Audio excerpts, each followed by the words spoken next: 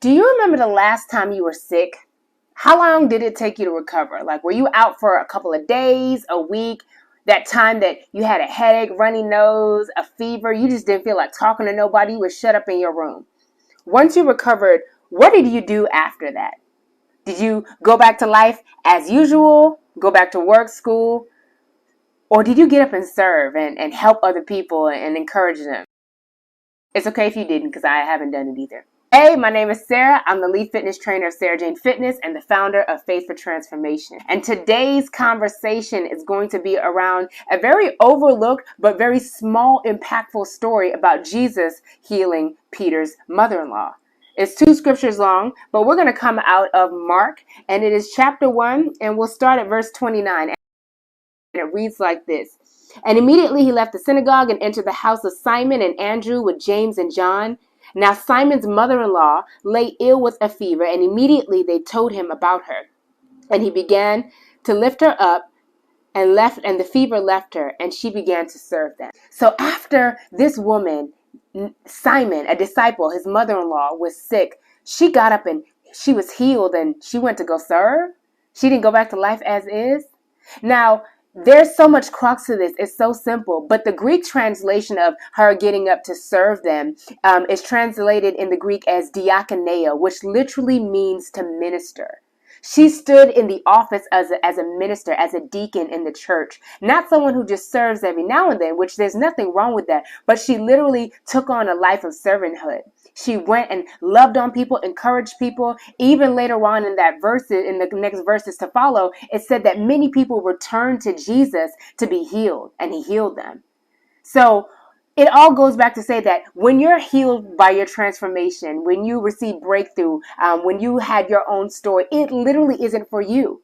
The whole gratitude behind feeling better and feeling transformed is that you go out and encourage somebody else. You minister to somebody, not just the gospel, but what did Jesus do for you?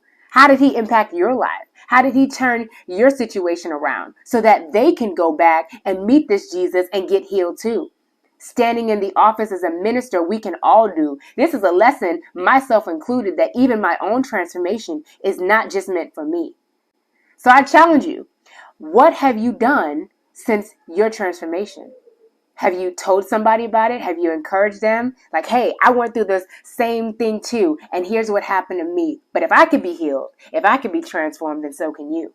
I encourage you to find somebody to share your story with. It is not too small. It's actually so impactful because it is specific to you.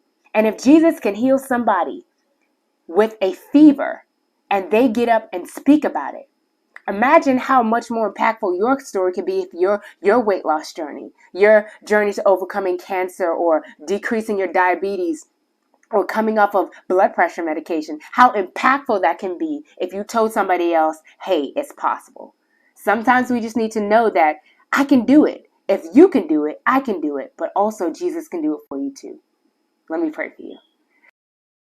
Father, I thank you for this simple, impactful story about how Peter's mother-in-law was transformed by your hand, a touch from you, how you lifted her up, but how she responded with gratitude and she responded with ministering the gospel, ministering to her fellow community and loved ones. I pray that we are able to accept the same charge, that we'll go out and tell our story, minister the gospel, and minister to people about what you've done for us, but also how you've transformed us. Help us to be better, bigger, bolder in our stories so that people can ultimately know you. Amen. I hope that blessed you. This, again, a small, short word, but if that encouraged you, I need you to do a couple things. Make sure you like, comment, subscribe, and share this with somebody else. Again, the whole point of this is that we serve and we minister the gospel through our transformation. And if you need help, focus on your transformation, on your journey, or you need to know someone that does, go ahead and send me an email at info@sarahjanefitness.com. Until next time, make sure you exercise your faith so that you can experience your transformation.